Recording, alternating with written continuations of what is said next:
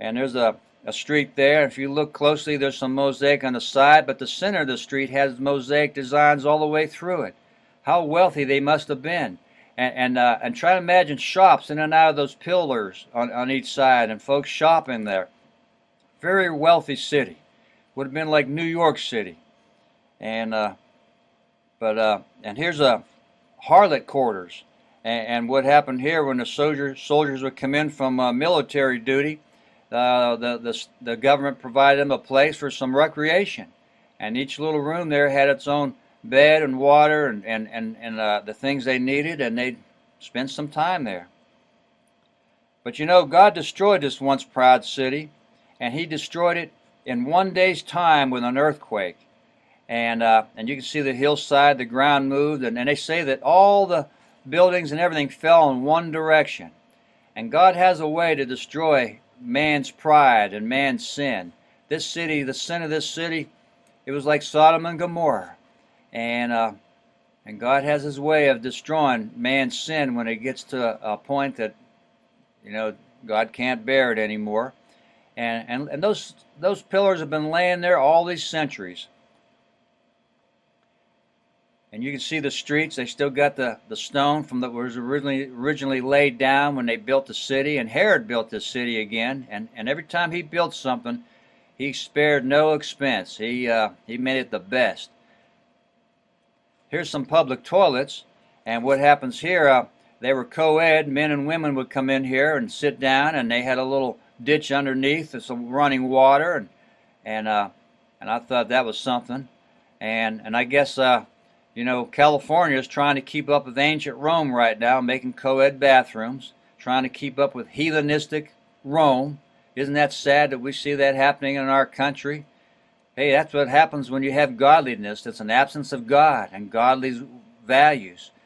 They would sit on these seats, and in front of them would be a pool of water with a fountain in the middle. And here's an old amphitheater that survived where they would have their shows and who knows what. Maybe even they even had some Christians in there being tortured.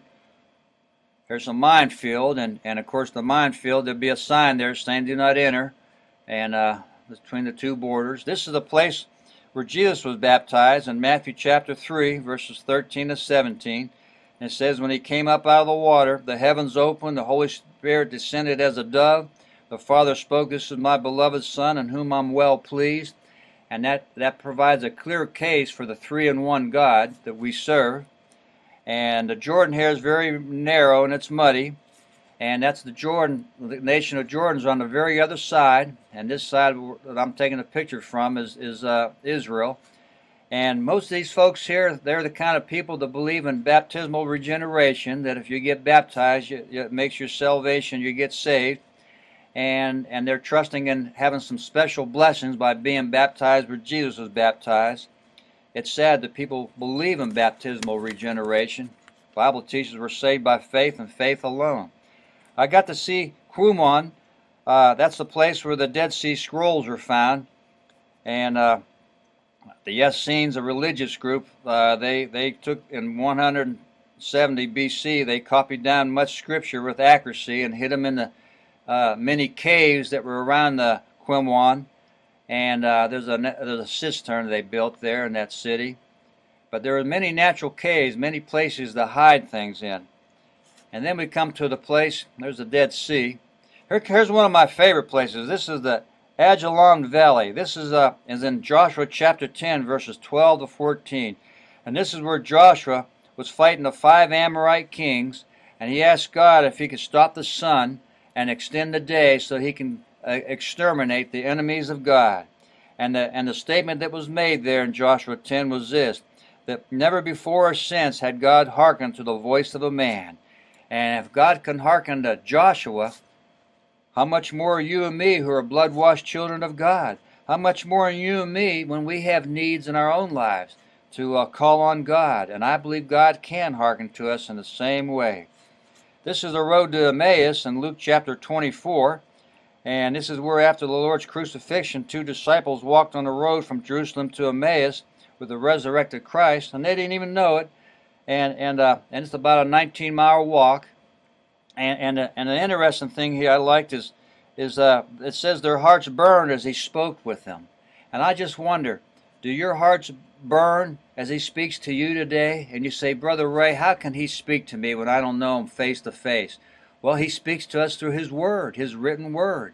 And I pray as you read that Bible that it does burn in your heart. Now here, this is the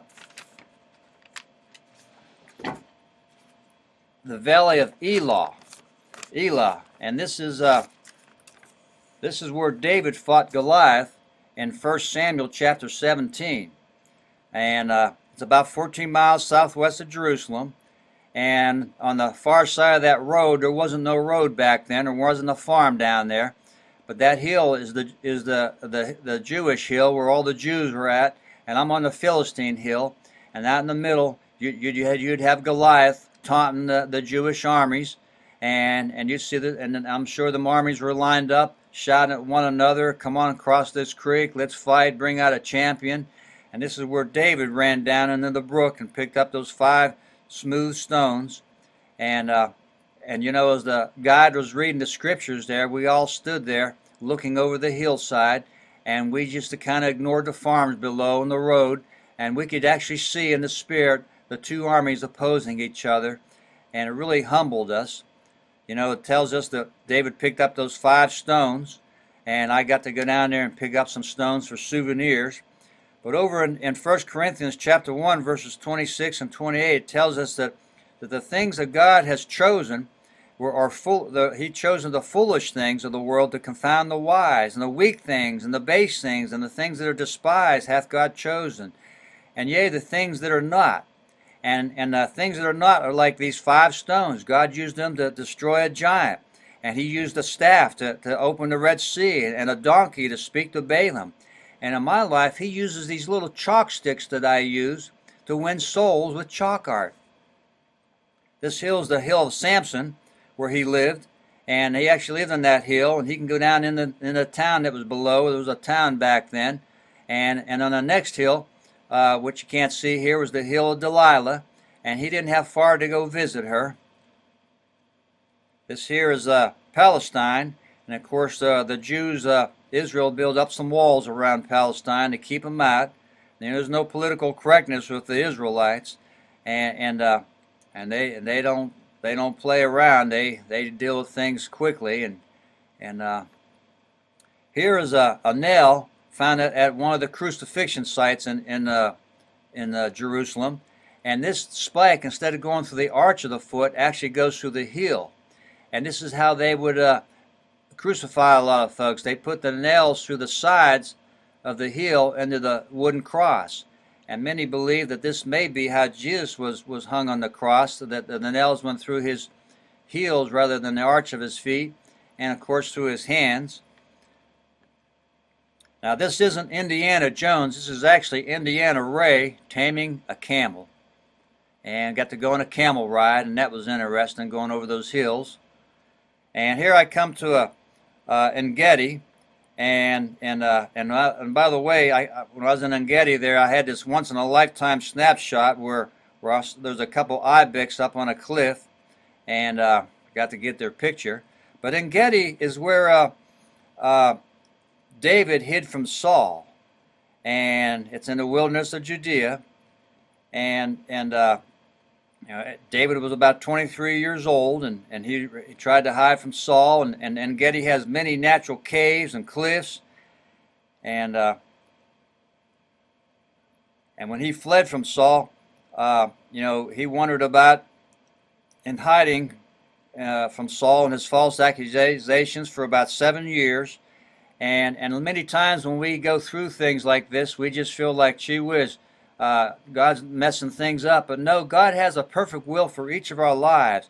And by going through this wilderness of En-Gedi and spending those 7 years in hiding, God is preparing David to be a great king. And try to imagine, you can see how small those people are down the bottom left-hand corner. You know, David and his men could have been on top of that cliff shouting down at Saul and his soldiers. It'd take them a couple hours to climb those rocks to get up at David and his men.